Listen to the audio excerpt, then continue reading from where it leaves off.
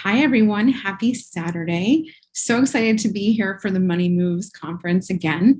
As a reminder, my name is Lauren Anastasio, and I am a certified financial planner at SoFi. And today I'm here to discuss investing in your ambition. So, for those of you who have a variety of ambitions that you want to pursue, we can talk about the best money moves that you can make, especially when it comes to the world of investing, when that's appropriate, and the right moves to make. As a reminder, before we get started, I do want to advise that though I would love to speak to all of you individually, and I welcome that opportunity, that anything I talk about today is not going to be considered individual advice. So this is just broad and for educational purposes. And I would love to have the opportunity to discuss anything that's of interest to you one-on-one. But for the purpose of today, this is education, high level, and not designed to be specific advice. If you do need specific advice, please consult with a professional. So for those of you who don't already know me, my name is Lauren Anastasio. I am a certified financial planner at SoFi, and this is my second year participating in the Money Move Summit with Create and Cultivate. Thrilled to be back and very excited to dive into the topic today. For the purposes of this agenda, we're really going to break down the idea of investing into three sections. What you need to know before you get started, and essentially what to be aware of, and if investing is right for you. Understanding risk, and really appreciating what risk means, what an appropriate amount of risk to be taking for you would be. And then figuring out the right investment approach for your specific strategies and your goals. So, as we get into some of the most common things that you would want to know before you get started, the first is that investing has the potential to be very emotional. That can be a good thing or a bad thing, but we do want to be mindful about letting our emotions drive investment decisions. So we want to be really mindful about when we're making wise financial choices and when we're having emotional reactions to things. Two of the most common emotions associated with investing, and especially investing mistakes, are fear and greed.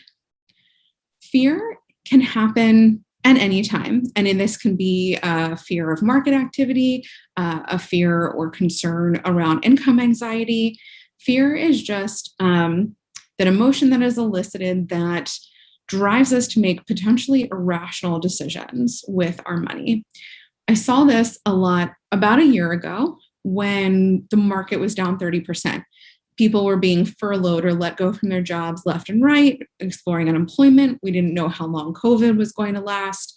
And there were a lot of knee-jerk reactions to what was happening in the market. People who wanted to pull all of their money out or move everything to cash in general. So we do want to be mindful that this is a natural phenomenon that many of us are going to experience, and be aware of when we start to feel that type of emotion and try to remove it from our decision-making process when we are making our investment or financial decisions.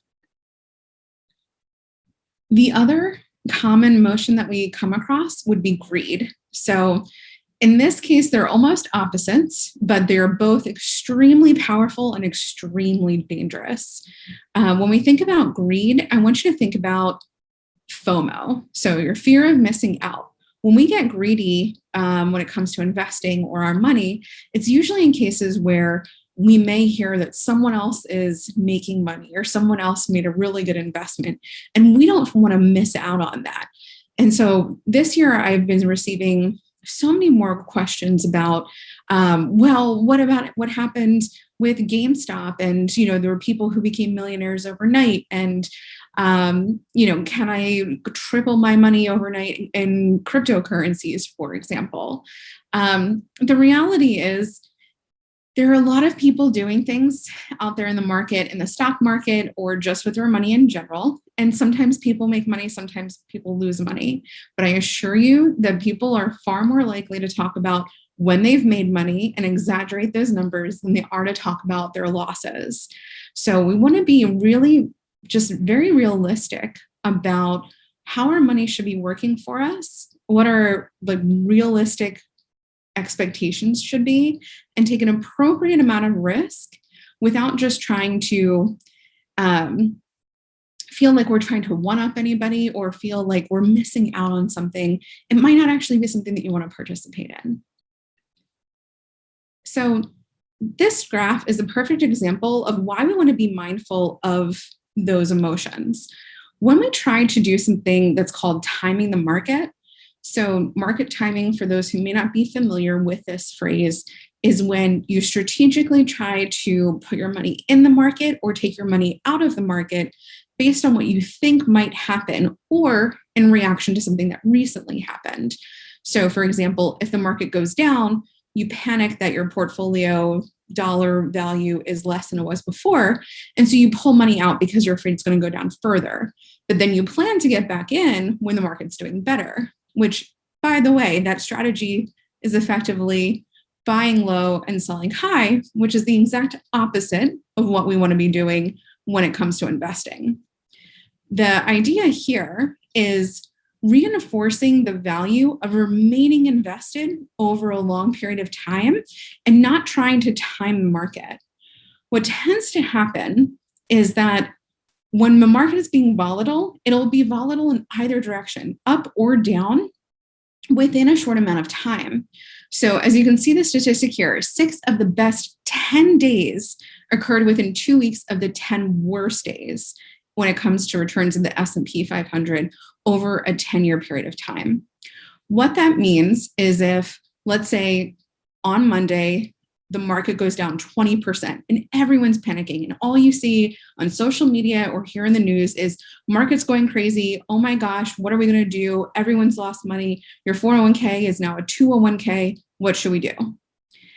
The reality is that more than half the time when that has happened over the last 10 years, the absolute best day in the market happened within a 2-week time frame after that worst day.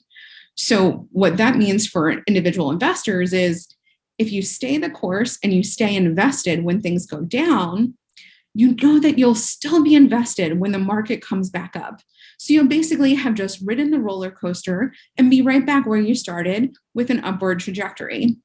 If you jump off when there's a bad day, then most likely you're not going to be invested when the next good day comes around, and you're going to miss all of those gains. So on a consistency basis, you're far better off riding the waves in the market than trying to jump out and jump back in and trying to time when those things are going to happen. So moving on, some of the other investing missteps. We want to keep in mind, timing the market, not a great idea. What's also not a great idea is staying in cash, so avoiding investing altogether. These numbers are going to be representative of a 20-year annualized rolling return. So over a 20-year period from 1999 to 2019, inflation was about 2.2%. So if you had sat in cash during that time, you might have been able to keep up with inflation, probably didn't, and in which case your money actually lost buying power. So it's less valuable than it had been before. Average investor returns are numbers that are generated from people who are picking and choosing their own investments, possibly individual stocks, and also trying to time the market. So you basically barely beat out inflation if you're trying to tactically play the market and be really speculative. However, if you had just taken that same amount of money, put it in an S&P 500 index fund, and didn't touch it for 20 years, your returns would be almost triple on an average annualized basis. So, most important question when it comes to what you should know before you get started is whether investing is right for you right now. So for those of you who are joining again from last year, hopefully this slide looks familiar. This is by far one of the most important things we need to ask ourselves before we start investing. And what it's indicative of is this chronological order of financial steps that we want to take in a very specific order for our best benefit. So what I mean by that is there are things that we want to accomplish in a particular sequence to build the strongest possible financial foundation. And if we go directly towards investing, we're actually skipping a few very important steps. So the first thing that we want to make sure that everyone has done is establish a safety net. I want you to think about this as cash savings equivalent to approximately 1 month's worth of your essential expenses. If you don't have at least enough cash is what it would cover all of your living expenses for 1 month, then that's your very first priority. That's the thing you should be doing before anything else. Step number 1. If you don't have it, that's the step that you're on. Step number 2 would be to obtain any employer match you might be eligible for. So if you're not strictly self-employed or you do have access to an employer-sponsored plan, we want you to make sure that you're maximizing any match that you might be eligible for. We never want to leave free money on the table. Third would be protecting your income, which is pursuing an appropriate amount of disability or life insurance, depending on your circumstances. 4 would be to eliminate any bad debt. So we are differentiating between good debt and bad debt. Your bad debt is going to be anything like credit cards or personal loans, essentially anything charging 7% interest or higher. We want to eliminate these in their entirety before moving on to investing. The reason is there's an opportunity cost. If you're investing and you can expect realistic average annualized returns of 7 or 8%, but your credit card is charging you 20% that's compounding daily, your money is going to be far more valuable going towards paying off that high interest rate debt than it will be going into the market. So that's step number 4 and something we absolutely do not want to skip. 5 is a fully funded emergency fund. So this is when we take that safety net and we build it up to a balance that's closer to between 3 to 6 months worth of your essential expenses. This is vitally important because if you do have an emergency that comes up or some type of loss of income, you don't want to have to take money out of the market and possibly trigger a taxable event or need to dip into money when the market's down. You want to make sure that you have cash on hand. Then when we move on to stages 6 and 7, this is where we get to invest for ourselves. So whether your ambition is a luxurious retirement or early retirement, or they're more career oriented or an otherwise personal goals like buying a home, paying for a wedding, starting a family, going back to school, this is where we can start investing. But we do want to make sure that steps 1 through 5 have absolutely been accomplished first, and then we can move on to investing. So super important, wanted to make sure that we spend a lot of time here. Okay. So part 2, understanding risk. This is where we want to make sure that we appreciate what risk means and that we're taking an appropriate amount of it depending on what our goals are. So it's really important that before we jump into risk, we understand the different investment vehicles so we can assign different levels of risk to those options. Cash is going to be your lowest risk option. This is money under the mattress, money in a checking or savings account, a CD, money market fund, essentially something that's not taking any risk at all. And then at the other end, we have stocks. These are going to be highly volatile. So there is a lot of short-term risk. And the idea is the higher risk that we're taking, potentially the higher amount of reward that we're seeking.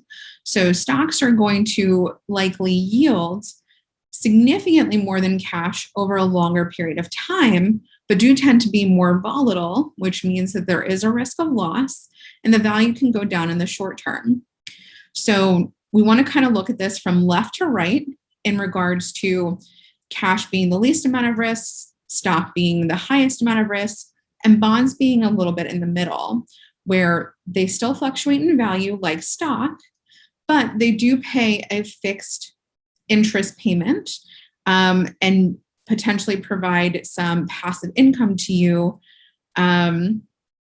So they're right in the middle between cash and stocks. Mutual funds and ETFs can be any combination of those top 3. So mutual funds and ETFs are pooled investments that can be all bonds, they can be all stocks, they can be a combination of the two, but those are other investment vehicle options available to you that can come at anywhere on the spectrum of risk. The trade-off here between risk and reward is understandably the lower amount of risk that we're willing to take, the lower the return we're willing to accept for that risk. The higher amount of risk that we're willing to take, the higher return we expect to take that risk. So you'd have something like cash on the low risk, low return end of the spectrum, and something like stocks on the high risk, high return end of the spectrum. The idea is that not just one of those things is going to be appropriate. There will be scenarios where you want low risk and are willing to accept low return, and scenarios where you want high risk and are willing to take on that risk in order to get that higher return. It's also important to understand a little bit more about the different types of risks. So some risks can be mitigated and some cannot. Systematic risks are types of risk that no one can control. So this is going to be due to the political environment. Maybe you're in an election cycle. This is going to be dictated by currency rates, interest rate changes, potential inflation. These are all types of risk that exist that affect the overall market and all investors, and we can't fully control for these. These are always going to be inherent in our investments. Unsystematic risk, however, are risks that are very unique to like an individual company, an individual geography, region, industry, and they're ones that we can control for. The reason that this is relevant is that we want to be mindful about the types of investments that we have and ensuring that we're leveraging diversification in order to lower that overall risk. So if we invest in a single company, we're taking on all of the natural systematic risk that comes with investing in the market in general, and then adding to it the different unsystematic risks that are going to be unique to that one particular company. When we try to diversify a little bit, so often I talk to members at SoFi who say, well, I know it's important to diversify, so I bought Tesla, Facebook, Google, Amazon, Apple, and Netflix. Well, that's great, except we're talking about all US large cap technology stocks, right? So these are all companies, all investments that are going to be impacted by the same risks. So those same unsystematic risks are going to be applicable to all of those organizations. So if something happens in that industry, it's going to impact all of those businesses, even though they're different companies. The best way to effectively eliminate unsystematic risk is to be fully diversified. So this means across asset classes, across geographies, various sectors, in as many ways as we possibly can to mitigate that unsystematic risk as much as possible. So very quickly, this chart with, you have a chance to pause this, or when you go back and replay it later, I want you to take a look at the different colors on this graph. What this is showing is over a 10-year period of time, the different asset classes that were performing either at the peak or at the bottom of the list of classes in any given year. So the idea is you don't always know what is going to be the highest performing asset class in a particular year. Some people absolutely love real estate, right? So real estate, very popular these days. Everyone wants to be a home buyer. And we've just seen the market go absolutely crazy. But we also know that in years historically where real estate has been a very high performer, like in 2006, for example, where people who are invested in real estate investment trusts were returning over 30% annually, that also wound up being the worst performing asset class in the very next year. So in 2007, those same investments had a negative almost 16% return. Same is true for cash. People tell me all the time they don't like that there's money in their savings account because interest rates are so low, and they don't understand why it's important to keep cash. Well, sometimes cash is in the bottom when it comes to performance. So looking at 2016, 2017, cash wasn't very exciting. However, in 2018, cash was the highest performing asset class. The moral of the story is we're not trying to figure out how to move our money from one investment to the other on a regular basis. Again, that goes back to timing the market. The moral of the story here is if we're fully diversified, then no matter what happens in any given year, whether it's a housing crash, a market crash, significant inflation, no matter what happens, you're going to be performing right in the middle and have your assets appreciating in the right direction over a longer period of time. So you may never be in the highest performer, but you're not going to be the lowest either. In this scenario, you're gaining more by losing less. This is just going to go back to the idea that investing in a diversified fashion is going to be your best friend. So remember those numbers, those return numbers we saw a few minutes ago when we were talking about what inflation looks like, what the average investor returns. Here we have for over a 10-year period of time, or sorry, 20-year period of time, the returns for different asset classes, but also these colors right in the middle, diversified options. So that 60-40 or 40-60 portfolio is for someone who is almost 50-50 split between equities, which are stocks, and bonds or fixed income. The 6.1% in the green is the return of the S&P 500 over that time.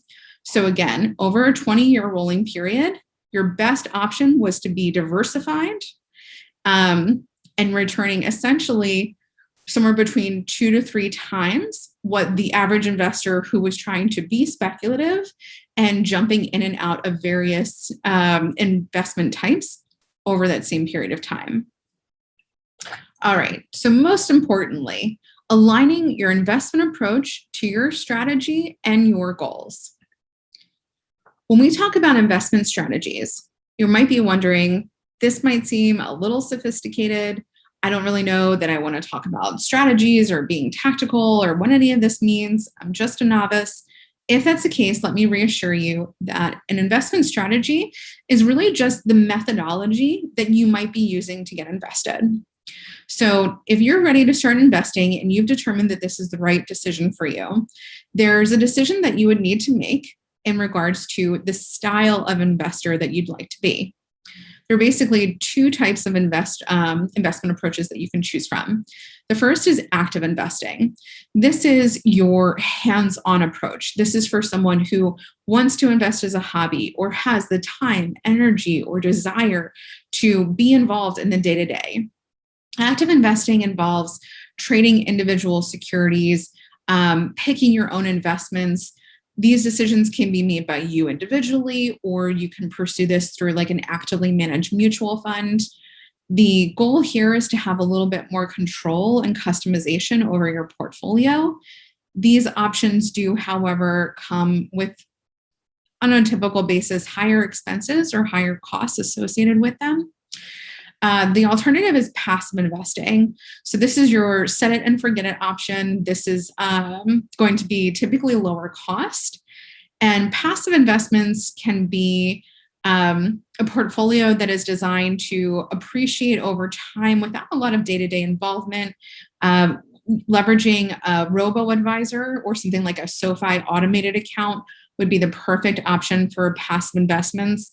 These are really appropriate for everyone. So this is for the person who really wants their money to grow and be invested, but might have a life and they're focused on other things and they don't have the time or desire or knowledge to pick and choose their own investments, and they like the peace of mind of someone else doing it for them. So the good news is there are plenty of options for you, and whichever one is more appealing, you can absolutely pursue. Another strategy that you want to be mindful of is making sure that your allocation makes sense for your goals. So earlier we were talking about whether or not it made sense to invest at all. And the answer is going to be, it depends on when you're planning to use the money. So if you've ever heard about the term goals-based planning or goals-based investing, this is what that's referring to. The idea here is that you're taking an appropriate amount of risk for the amount of time you plan on being invested. So if you have short-term goals, so this would be for your emergency fund, or maybe anything that you're hoping to put into your business or your personal life in the next 3 years. So if you're planning on buying a home in the next year and a half or 2 years, if you want to go back to school, if you're planning a vacation, these are all going to fall into this first bucket. And this is where we don't want to take any risk. We are happy with that really potentially low return in order to have taken very little or no risk. So this is going to be ideally in a high yield savings account, maybe a money market account, or very conservative investments. Then we move on to your midterm goals. So this is something that's longer than 3 years into the future, but less than 7. So this is where you can start to be a little bit more aggressive with your portfolio. So putting in a mix of equities or stocks in that allocation. But you're not necessarily trying to knock it out of the park, because you do want to be able to tap into that money maybe 4 years from now.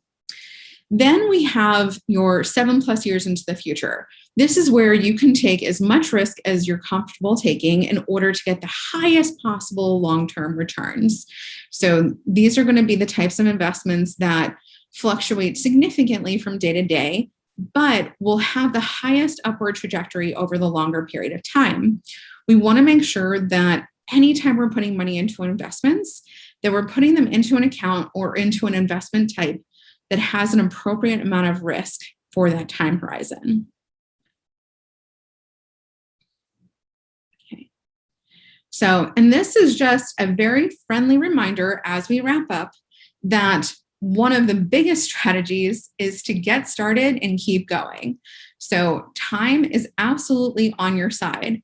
What these numbers are indicative of is the amount that you would have if you were saving for retirement and you started at various ages. So you can see if you were making $75,000 a year and putting 10% aside for retirement during that time and getting a 7% return, you stop when you retire at age 65. If you start when you're 28 years old, between your savings and appreciation, you'll have $1.2 million. If instead you delay and you decide to start saving when you're 33 years old, you'll have a little over 8.25. So what that means is you're basically foregoing over or about $400,000 in order to get an extra couple of years before you would start saving.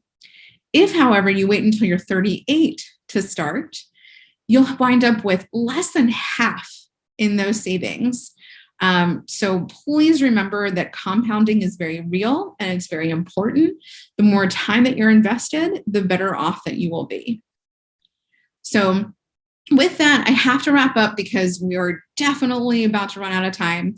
But the moral of the story is, if you've identified the fact that you're ready to invest and you understand how you want to get started, that we want you to move forward. We want you to do it in a risk-responsible way, in a method that's appealing to you as an individual investor. As a thank you for our participation with Create and Cultivate today, we are offering the opportunity for you to start investing with SoFi. So we have set up a really cool game for anyone who's interested today. If you open and fund an active invest account, you can win free stock. So how this works is if you download the SoFi app and open an active SoFi brokerage account, what you would do is you're going to play the claw game. And anyone who is attending today can play the claw game and win $500 to $1,000 in free stock by playing. So once you have your account open, you'll have the opportunity to play the game. You'll be rewarded with a dollar amount that will be converted into a stock bid, which is basically fractional shares. So you'll get a monetary reward that you can redeem for stock in a variety of different companies to get you started on your investing journey. So if you have any questions about this or you're looking for more information, definitely head over to the SoFi Slack channel. I will be in there as much as possible today. I also have some of my colleagues who are going to be in the channel and available to answer questions. So please, please, please let us know what you thought about the session today. And if you'd like, feel free to reach out, ask how you can schedule a one-on-one session. But please enjoy the rest of your day. Thank you so much for having me. As always, I hope you all learned something. And I wish you a wonderful rest of the day and weekend, everyone. Take care. Thank you so, so much.